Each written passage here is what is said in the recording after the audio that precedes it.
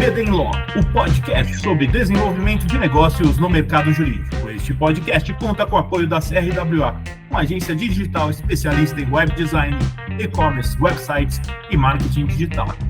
CRWA, há 14 anos entregando performance e resultados de comunicação. TKRA Contabilidade, a contabilidade certa para o crescimento da sua empresa. Já ouviu falar em Legal Design? Não? Procura por Bits Legal Design, criando documentos que qualquer pessoa entende.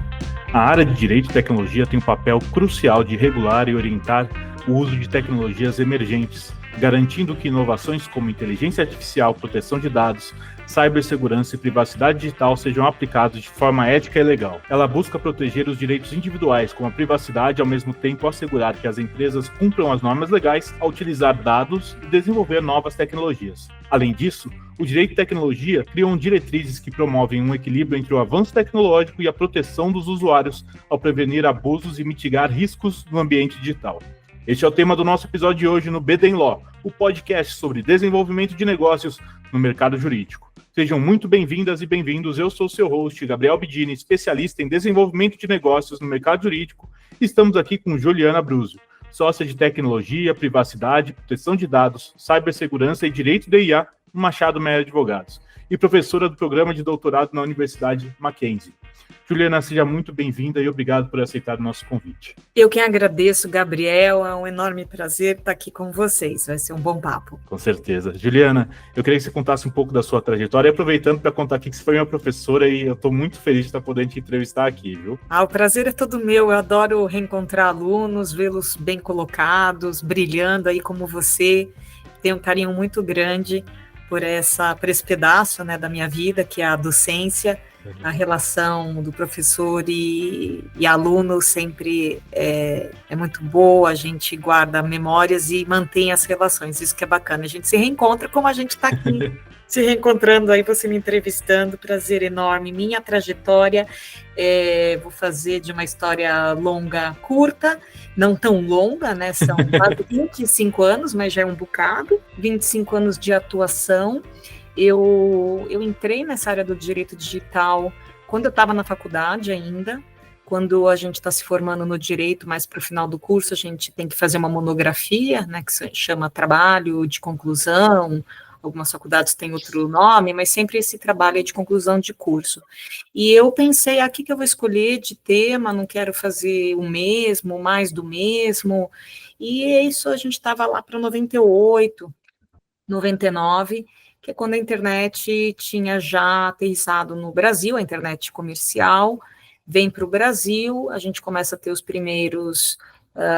primeiras disputas de nome de domínio, a gente começa a ter os primeiros negócios, empreendedores indo para esse mercado digital da internet, e eu falei, já sei, eu vou estudar isso. E aí eu comecei a pesquisar, então, sobre comércio eletrônico, né, sobre essa migração das relações aí do físico para o digital.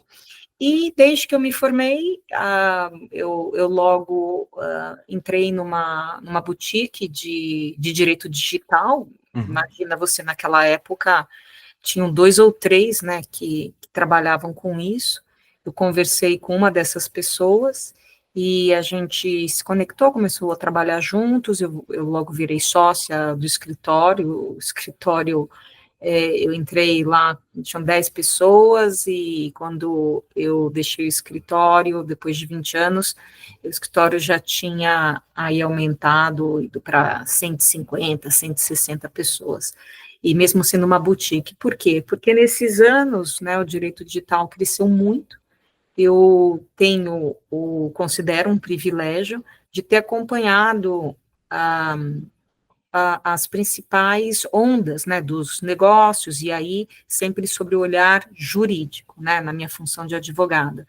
Então, as regulações, os projetos de lei, de várias matérias, tanto da parte penal, quanto da parte do Marco Civil da Internet, a questão das responsabilidades de todos esses agentes que ocupam esse lugar do comércio eletrônico, a vinda das redes sociais, né, desse momento aí da Web 2.0, e aí, quando eu estava já mais ou menos em 2014, eu vi que a IA realmente já tinha um impacto muito grande no direito, já tinha aí um olhar para a sua regulação, a Europa já estava formando um grupo de experts para pensar na regulação, então eu decidi pesquisar no meu doutorado sobre inteligência artificial. E aí eu faço meu doutorado de 2015 a 2019 na PUC, nessa área de IA, e sempre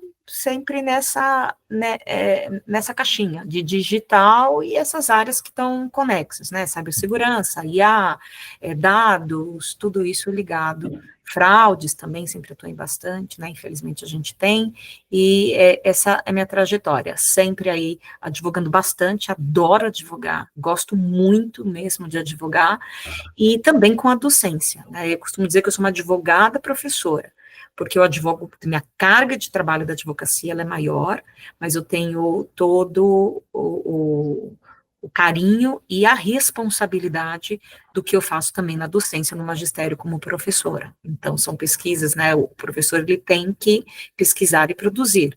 Então, eu não sem esforço, porque a gente tem muita coisa para fazer, tem que escolher, né, a agenda é limitada, então não sem esforço, mas eu sempre consegui aí levar a advocacia com a docência. E hoje eu sou professora no programa de mestrado e doutorado do Mackenzie. Sensacional, Juliana. Sabe o que eu estava lembrando aqui das suas aulas? Era bacana, porque, para mim, né, obviamente, eu nem fazia ideia o que era o direito digital. E você chega com. Eu lembro da aula, lembro mesmo. Porque no seu livro você explica de maneira muito didática, né? Assim, você faz parecer simples o tema, que é complexo. E eu lembro das suas aulas você falando com uma alegria do tema, assim, que era muito legal, para mim era contagiante, assim, porque, assim, fazia o tema ficar muito legal, assim, principalmente para quem não estava gostando. Então, para mim, tá tendo boas lembranças aqui, Juliana. E eu queria saber... Que bom feedback, obrigada. Imagina, e é verdade mesmo, viu, Juliana? Eu gostava mesmo.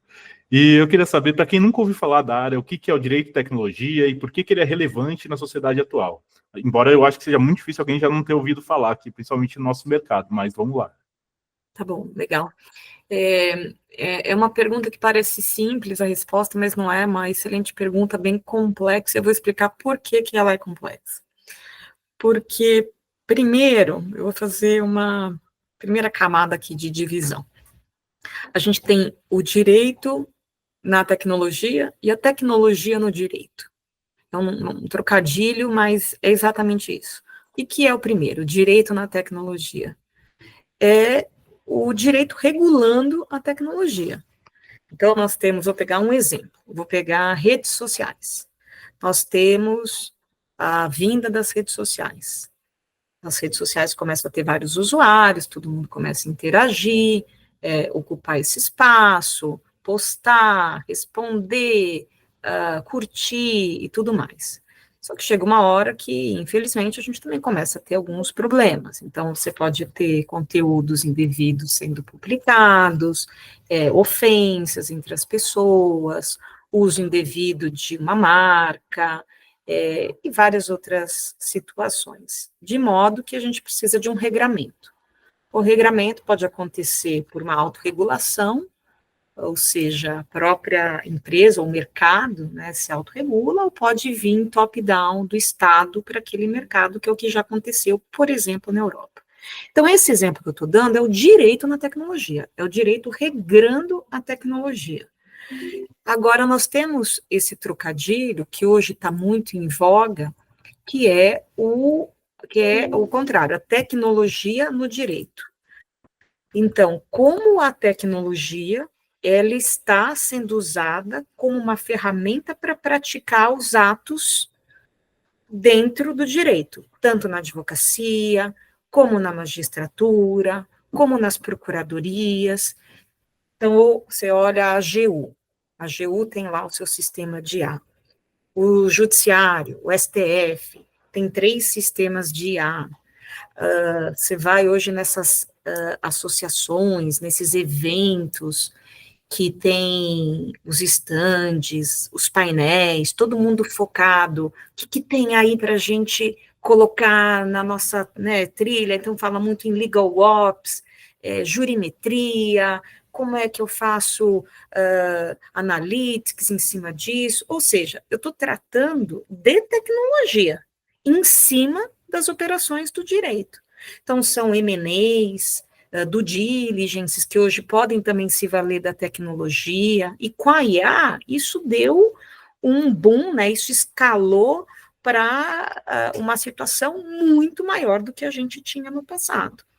Então, me permita, assim, fazer uma comparação Por favor. grosseira, mas antes a gente tinha lá um Word que eu usava, já é bem melhor, pensa, né? A gente não pode desconsiderar que é bem melhor do que a máquina de escrever. Então, é a tecnologia no direito. Não precisa mais escrever com a máquina de escrever, que também um dia substituiu a pena, né, a caneta lá, a tinta. Então, a gente vai evoluindo. Só que o compasso, né, da velocidade, a quantidade, agora é uma coisa que realmente é uma inundação.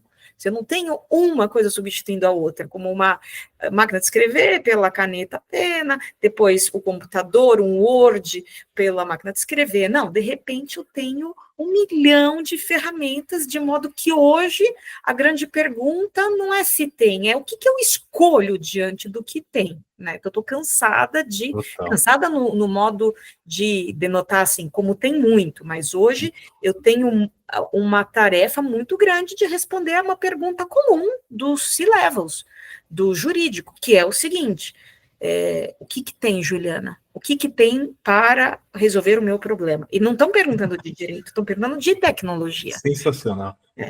Essa eu não esperava, saber, Juliana. Engraçado isso. E você sabe que eu tenho vários amigos que têm escritórios pequenos do mercado jurídico, né? De escritórios de advocacia mesmo. E eles sempre falam, Gabriel, eu estou aqui, né? Estava pensando, esse negócio de inteligência artificial é importante. O que eu coloco aqui no escritório? Eu falei, como assim? Não, o que eu coloco de inteligência artificial? Eu falei, olha, depende. Depende do que você está fazendo. Você sabe se os seus processos estão bem definidos, onde que você está perdendo tempo. Eu falo, não tenho controle muito. Eu falei, então, antes de ver a inteligência artificial, você tem que saber como estão os seus processos e onde você está perdendo tempo.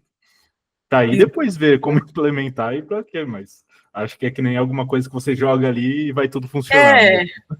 Eu estava conversando na última aula lá do mestrado e doutorado um pouco sobre esse aspecto salvídico, né, da IA, assim, é comum, é inerente do advento das tecnologias essa aspiração, né, esse caráter libertário, emancipatório. Então, a gente vê historicamente que a tecnologia, ela traz ao humano essa vontade e essa busca e expectativa de se libertar, de se emancipar de um status quo passado, presente, que vai ter uma promessa futura muito melhor. Quando teve a internet, né, existe a Declaração de Independência do Cyberespaço, escrita pelo Perry, né, pelo Perry Barlow. Eu dei isso na aula, eu lembro. Eu dei isso na aula, isso é de 96, mas serve ainda para contar, porque eles colocam lá essa turma que estava com a internet, esse pessoal da computação. Então, a carta assim, gigantes de aço, vocês não são bem-vindos aqui, essa é a nova morada da mente. O que é isso? É um grito, é uma fala libertária, emancipatória. Então, eu vejo essa repetição um pouco de novo, né? As pessoas até viram um pouco uma coisa de marketing.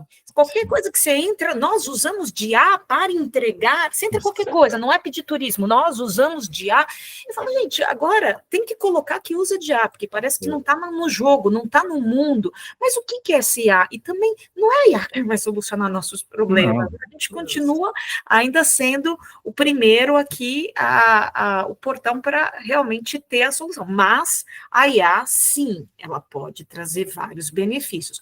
Com muita calma, com um olhar muito analítico, crítico, a gente pode, sim, num escritório, ter uma IA. E eu achei bacana um ponto que você tocou, porque a tecnologia ela tem que deveria servir para trazer mais igualdade e não asseverar desigualdades. Então, me preocupo muito com isso, né?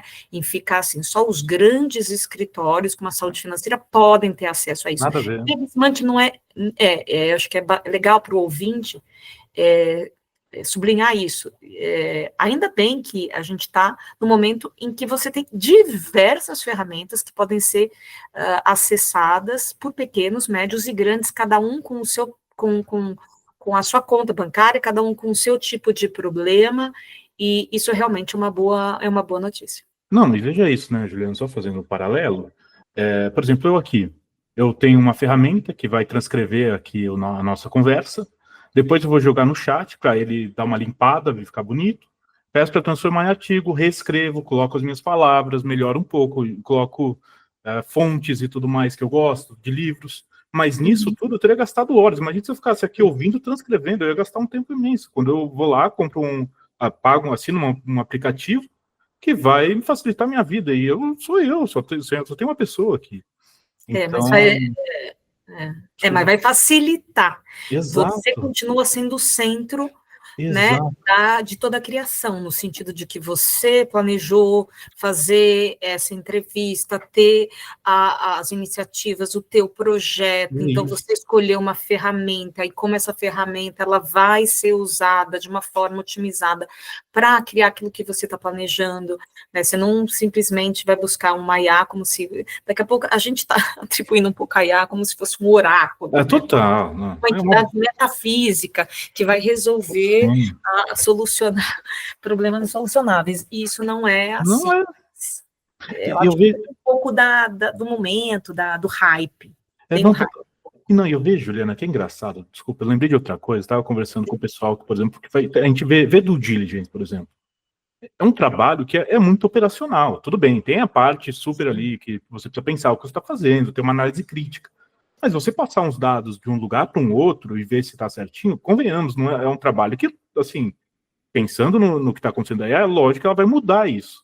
E daí eu estava falando com o escritório que tem muito foco nisso. Ele falou, cara, a IA vai acabar com o meu trabalho. Vai acabar com o seu trabalho. É verdade, vai diminuir. Ou vai ter uma pessoa em vez de 10 fazendo isso.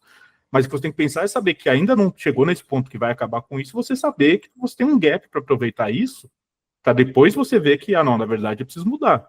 Mas é aquelas coisas que as pessoas ficam com medo da mudança, né? Acho que a mudança que vai quebrar o negócio, não é a mudança, você não está preparado para a mudança. A Covid quebrou as empresas que não estavam preparadas, não estavam economicamente saudáveis, não estavam organizadas. Não foi a Covid, foi você não estar organizado para uma coisa, podia ter acontecido qualquer outra coisa, né?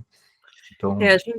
a gente realmente falava muito isso, que a IA ia substituir o advogado. Hoje a gente já reformulou com mais precisão essa frase. Hoje se fala que a IA vai substituir o advogado que não está preparado, que não aplica, né, e que não sabe lidar com essas ferramentas. Então, já é uma formulação mais coerente.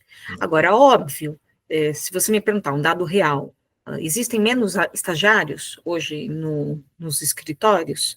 Via de regra, sim. Então, está diminuindo. Por quê? Trabalhos repetitivos, a tecnologia, a IA, ela está dando conta.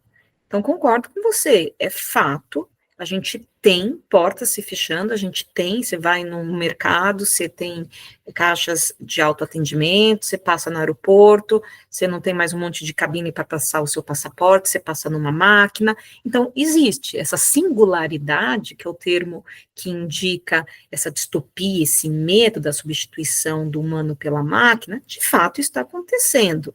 Mas o que se esquece nesse momento de distopia, que é a boa notícia, é que outros lugares estão surgindo.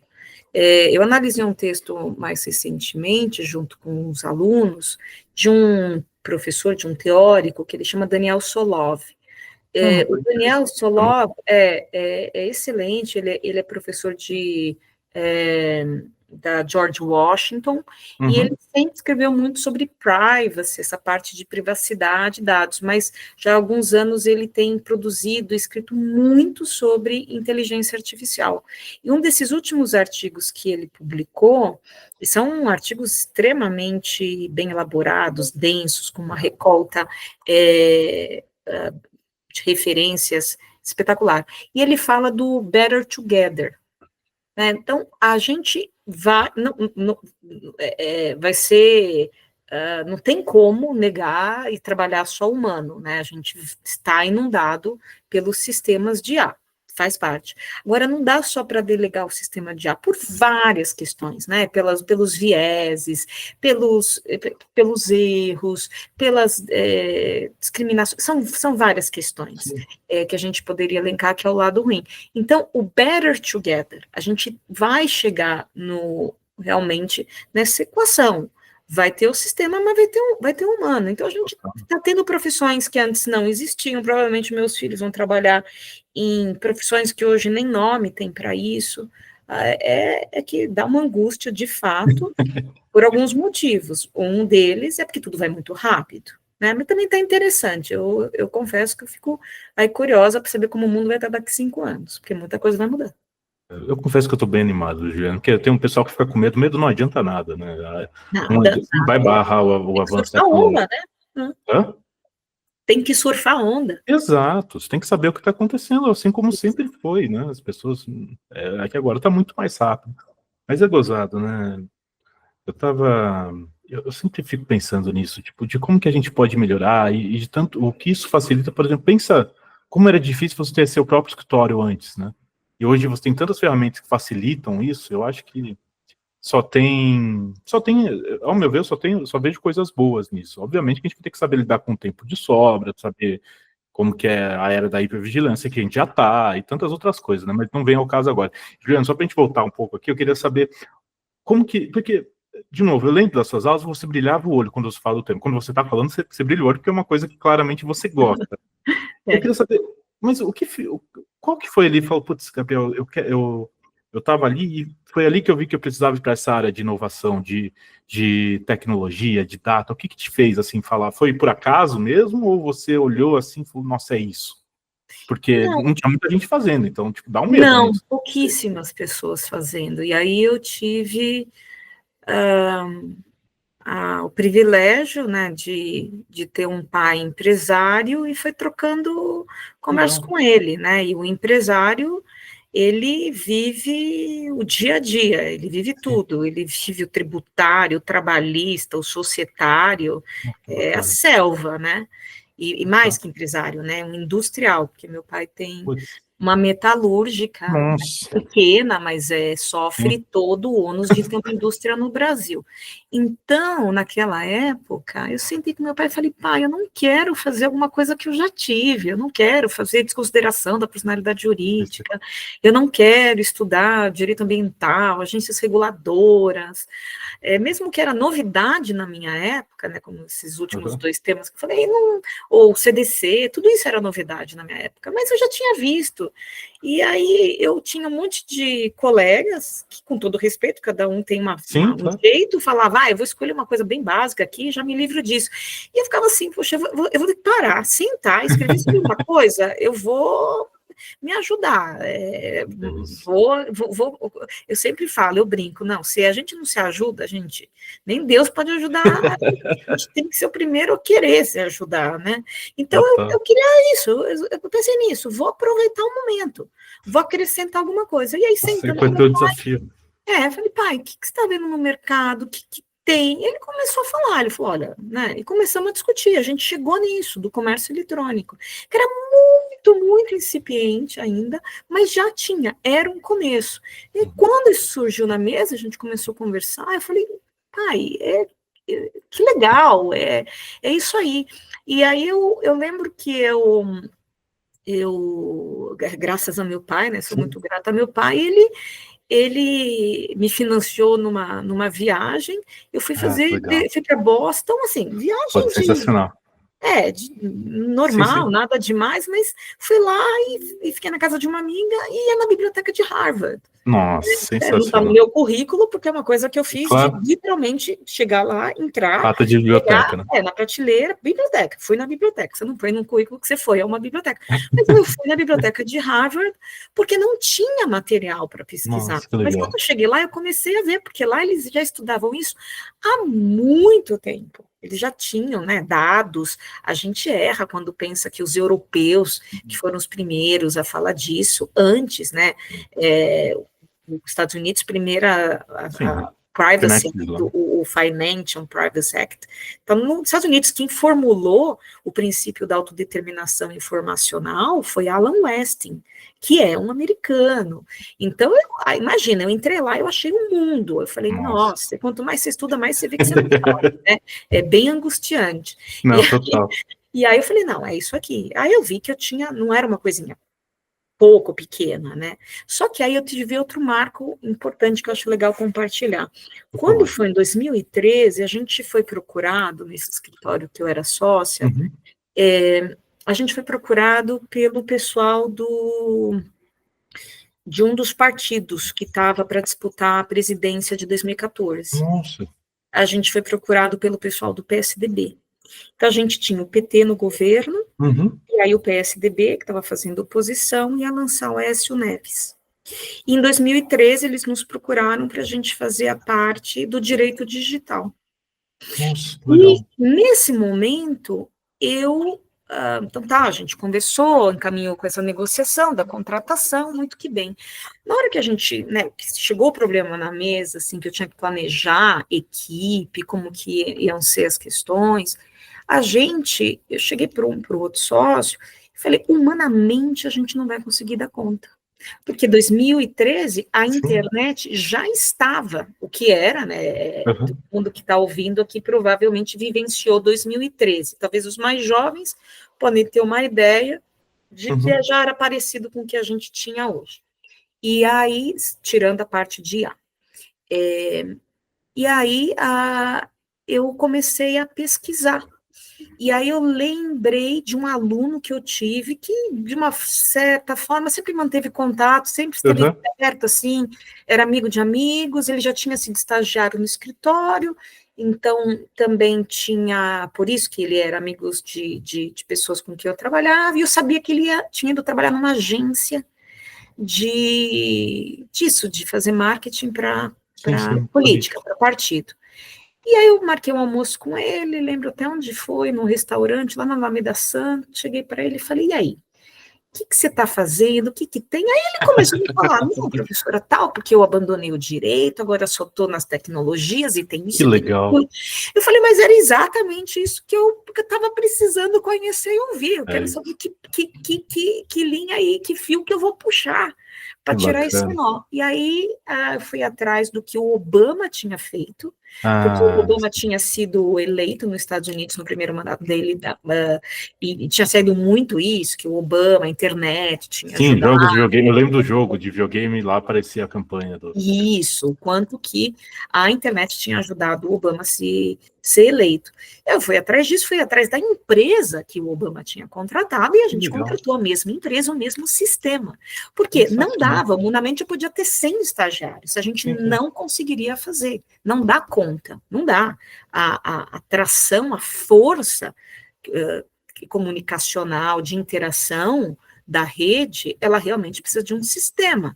E aí a gente colocou o sistema e fomos. Naquele momento, eu estava criando uma legal tech sem saber, porque aí eu trouxe, né, contratei, a história é que eu contratei esse moço, né, que hoje, inclusive, tem uma das principais legal techs, está aí toda hora na mídia, tem um baita orgulho dele, está com a sua própria legal tech. Se quiser mencionar, fica à vontade, tá? Então, vou mencionar, é a Juit. Sei, pô, sim, claro. Então, Sensacional. eu estou falando do Neto, do Euclides. E aí eu trouxe o Neto para trabalhar, e aí eu falei, Neto, a gente vai ter que fazer isso aqui rodar. E a gente desbravou o mato. Aí a gente contratou, depois, né, aí foi evoluindo e tal, a gente contratou 2 estudantes de ciência da computação para ajudar a gente a fazer API, não sei o que mais. Que um era filho do meu orientador, do Vili Santiago, que era meu orientador no doutorado. Ele me falou, um dia eu conversando com ele, Vili, está o seu filho? Não, meu filho não sabia de fazer direito, ele estava fazendo ciência da computação. Ciência da computação? Eu preciso falar com o seu filho. E assim as coisas foram sendo feitas. E de repente aquela legal tech já tinha umas 8 pessoas, aí já tinha passado a eleição, e a gente continuou encaminhando, endereçando como que a gente fazia com a tecnologia nos casos. Lógico que era de uma forma muito ali, a gente, aí veio a B2L, por exemplo, depois de um tempo, e eu lembro quando a B2L começou, os logos que tinham, era meia dúzia, começou com pouquíssimo. Hoje você vê a B2L, né, gigantesca, cheia de empresas, você vai em feiras também internacionais, como o Itacom, você vê assim, é uma avalanche. Então, hoje eu falo, será que a gente, como advogado, vai virar curador de tecnologia? Né? Porque quando eu estou falando com o diretor jurídico, ele para tudo, e eu estou falando do julgamento do STF, de um leading case, mas ele fala, não, mas Juliana, me fala aqui, o que tem no mercado de... Então, eu sinto um pouco isso, tanto que vou te dizer, Gabriel, hoje o escritório Machado Meyer, ele tem uma área de inovação. Que legal. E que essa área de inovação, ela é composta, o diretor não é advogado, o diretor, ele é cientista de dados, ex-McKinsey, ele tem um time de 12 pessoas embaixo dele, entre essas pessoas você tem desde cientista da computação, psicólogo, advogado, marketing, você tem uma equipe multidisciplinar, e a gente faz uma semana, acabou de fazer um sócio no escritório que vai olhar apenas esse assunto. Nossa, que legal. Por quê? Você tem o direito na tecnologia, ou o direito na IA, né, e a tecnologia no direito, ou a IA no direito. Então, isso daí hoje realmente não é só uma hype. Os departamentos, eles nos pedem. Juliana, eu tenho muitos sistemas aqui, porque eu tenho meu contencioso é gigantesco, eu tenho vários sistemas que não se comunicam, então a jurimetria de fora eu tenho, mas a jurimetria de dentro eu não tenho. Hoje se usa essa palavra, né, a minha dor. Então, qual é a sua dor? Então, esse time aqui de inovação e estratégia, eles fazem isso. Eles têm uma lista de fornecedores com quem a gente trabalha, eles vivem fazendo POC, essa prova de conceito, né, para quem não está acostumado com o termo, essa proof of concept, então, ou seja, eles estão testando o que tem, porque você imagina que um é muito bom para Diário Oficial da União, outro é muito bom para Tribunal de Contas, também cada um cobre uma coisa. Então, se tem um pessoal que está só olhando tecnologia e qual é a melhor ferramenta hoje que pode fazer due diligence realmente com uma capacidade, com uma acuracidade, que tem ganho, porque esse mercado está aí, está na mesa, não adianta a gente negar. Agora, como é que então a gente vai cobrar, se tudo era por hora, agora tem... Tudo isso está na mesa, a gente está vivendo esse momento, a gente tem muito mais perguntas do que respostas, mas está acontecendo. Sensacional, sabe, Juliana? Eu lembro quando eu fui fazer Direito, né? Eu tinha me formado em Comunicação Social na FAP, e eu estava meio perdido, porque eu não tinha me encontrado na propaganda. E aí meu pai falou, por que você não faz direito? Eu falei, eu nunca gostei de direito, né? Assim, nunca me pegou, tal, embora eu goste do mercado, não gostava. Ele falou, não, vai fazer direito, você vai achar alguma área. E dito e feito, assim, né? Eu circulei por tudo, contencioso, societário, só não, tributário não, essas coisas, mas mais contencioso e societário, ali eu circulei, M&A e tal. E aí eu acabei indo para o desenvolvimento de negócio, mas olha isso que você está falando agora, da inovação. Tipo, a profissão do direito não vai acabar, não tem o risco disso. O conhecimento que a gente ganha na faculdade de direito é muito grande. A noção que a gente tem ali, básica, por mais que seja básica, te dá um conhecimento geral para ir para onde você quiser. Assim como a faculdade de administração. Então, eu fico animado quando eu escuto essas coisas.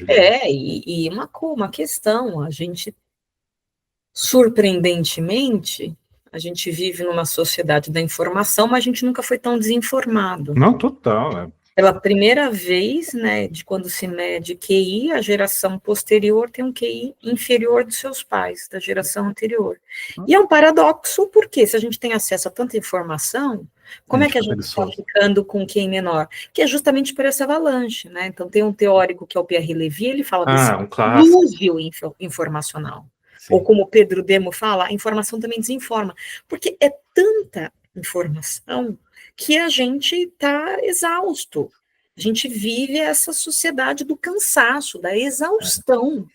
Um outro teórico, que é o Byung-Chul Han, Sim, ele fala muito sobre essa tipologia da violência. A violência se deslocou, ela não está mais no externo, naquele ente que é o empregador, que é o dono da firma, que vai lá e te pressiona. A violência, ela é subcutânea e invisível, porque ela está dentro do próprio indivíduo que tem esse refrão de sim, eu posso, né, não tenho limites, é uma sociedade do desempenho e que vai para os burnouts. Então, você veja que o paradoxo e o grande desafio é como que eu construo hoje uma pessoa que tem um pensamento crítico? Porque saber mexer nas ferramentas, ter acesso, ter os outputs, está aí, tá colocado, está endereçado. Agora, cada vez mais a gente está perdendo a capacidade de analisar criticamente. Até porque está todo mundo nesse multitasking que está difícil você separar 2 horas e ficar em cima de uma leitura. Porque é difícil mesmo, é um TDAH generalizado, qual é o teu nível, qual é o meu nível, porque eu digo para os alunos, eu entendo que seja difícil para vocês, porque também é para mim. O que eu sentava e conseguia ficar, nossa, quantas vezes, 4, 6 horas estudando, né, não tinha filho, dava filhos, era dona da minha agenda, imagina, hoje o cérebro não para, só que o quanto isso, né, e aí é o Byung-Chul Han, que violência é essa que a gente está fazendo também, e quanto isso traz um benefício. Então, a gente tem que tomar muito cuidado, e daí essa onda de retroceder. Por que você tem todo um movimento na Suécia de tirar os celulares, de passar, né, para essa coisa mais Waldorf, construtivista, pedagogia Reggio Emília, da massinha, da terra, e não só dos pequenos, dos maiores. Sim, não, mas né, assim, por quê? Porque a gente está perdendo sinapses, né, a neurociência sabe explicar, não é minha área, eu leio como uma curiosa, mas a gente está perdendo sinapses cerebrais. Quer um exemplo disso? Que qualquer um aqui vai se identificar? Você está escrevendo, tem palavras assim, que você sempre soube se era com S, se era com... Nossa, fala, gente, o que está acontecendo comigo? Eu estou emburrecendo. Eu tenho essa sensação total. Você, eu e a torcida do Corinthians, do Flamengo, e todo mundo. Por quê? Porque são sinapses. A neurociência explica isso. Você escrever com caneta e lápis é diferente do que você ler, do que você teclar na tela, né? Ler na tela ou teclar. Então, eu sempre me gabei, eu sempre fui super bem de português. Tem horas que eu tenho, assim, é absurdo a dúvida que eu tenho. Eu jogo no Google para ver. Você lê pra caramba, né, Juliana? Pra caramba. Mas a gente está vivendo isso, né? Seja uma exaustão, seja essa coisa, né, das sinapses. Então, veja, também temos esses desafios. Talvez a gente tenha que demorar alguns anos aí para chegar num equilíbrio. Nenhum, né? Nem só uma coisa, virar aí... negar a tecnologia, porque sem dúvida ela pode nos ajudar, mas também não ser escravo dela. E aí entra uma questão, protagonismo digital. Eu falo para o meu filho, eu sempre falei para ele. Ele está com quantos anos? 6 anos, hoje ele tem 9, mas ele... Com 5, 6 anos, eu começo a falar para ele, filho, porque ele, né, tá lá, ele sempre foi bem ligado em tela, diferente da minha filha, porque você vê, cada um é de um jeito. Minha filha sempre foi menos aficionada em tela. Meu filho, super. E aí eu falo, ô Gabriel, quem é que tá dominando quem? Você tá dominando o joguinho ou o joguinho tá te dominando? E ele me respondeu algumas vezes, o joguinho está me dominando. Aí eu não sabia se eu ria, se eu chorava, mas pelo menos uma clareza, né? Pelo menos ele sabe. E aí eu lembro que uma vez a China, uns 3, 4 anos atrás, ela, olha isso, que interessante, a China, o governo chinês, por lei, proibiu jogar videogame durante a semana. É lógico, não é um Estado de direito, não é democrático de direito, é um Estado totalitário, ok, mas dentro aí desse perfil, eles proibiram o jogo. Por quê? Porque eles não querem que os seus cidadãos percam tempo com isso, que não traz nada. O pessoal trabalhe e estude, né? Ou estude e trabalhe.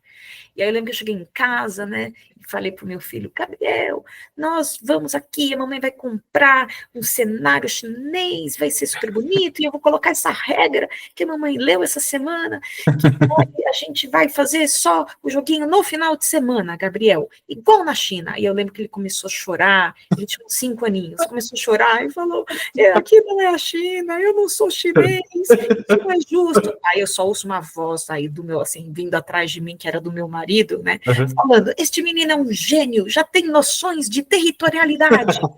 Ai, meu Deus, eu queria matar o meu marido, óbvio, né? Sensacional. Porque meu marido é um criminalista, trabalha com econômico, então o princípio da territorialidade, super, e achou o máximo o menino falar isso. Mas para dizer, enfim, a gente tem aí desafios, seja dentro do lar, cada um dentro da sua casa, consigo mesmo, né? O autocontrole, domínio próprio, tempo que a gente gasta com esses roubadores de tempo, seja aí num espaço de empresa, coletivo, social, o Estado aí buscando as regras, a gente vive um momento disruptivo, né, de mudança, só a história, preternamente, a gente vai conseguir olhar e conseguir descrever o que a gente está passando. Nossa, Juliana, que papo gostoso, eu adoro assim, uma conversa assim tão boa, viu, Juliana?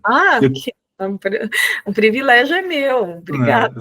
Se eu der, eu ficava horas conversando aqui com você. Eu queria saber se você tem alguma dica para quem quer começar a atuar na área, Juliana. Tenho sempre a dica que eu dou, faça por si. Isso significa vá atrás e estude. Comece a estudar. Você não precisa que um professor te dê uma lista para ler. Você não precisa que um professor ou alguém te indique um livro. Hoje é muito fácil, abre aspas, fuçar, né, na internet. Então, fuça, você vai achar um nome, se tiver a dica, ótimo, mas não espere isso. Hoje eu vejo muito, né, pessoas chegam, você pode me dar uma lista do que eu tenho? Eu falo assim, me traz a sua lista que eu comento a sua lista, né, porque a gente fica sempre esperando no outro a solução. E também atribuindo que o outro sabe, e não, você tem excelentes artigos científicos que passam por um critério de avaliação muito mais importante, considerável do que um livro, o livro, ele passa pelo conselho editorial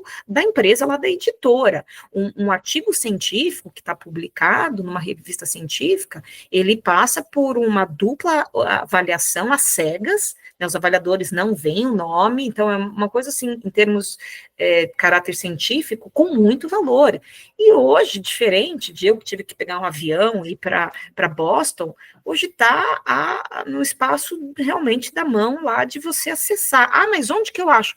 Procura, né? O SSRN, S de sapo, sapo RN, é um repositório de artigos científicos, mas procure, leia, dedique tempo